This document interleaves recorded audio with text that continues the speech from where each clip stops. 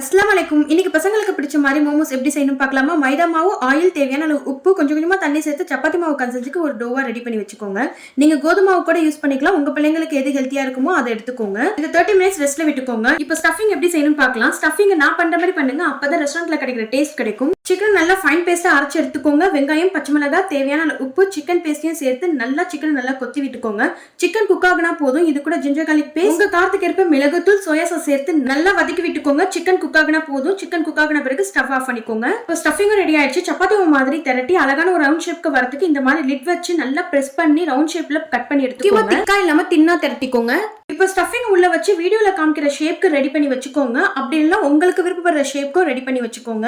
மோமோஸோட shape அழகா இருந்தா பாக்குறதுக்கும் அழகா இருக்கும். மோமோஸ்க்கு முக்கியமா ஹைலைட்டே இந்த சாஸ் தான். 2 தக்காளி, 10 பல்லு பூண்டு, 2 வரமிளகாய் சேர்த்துக்கோங்க.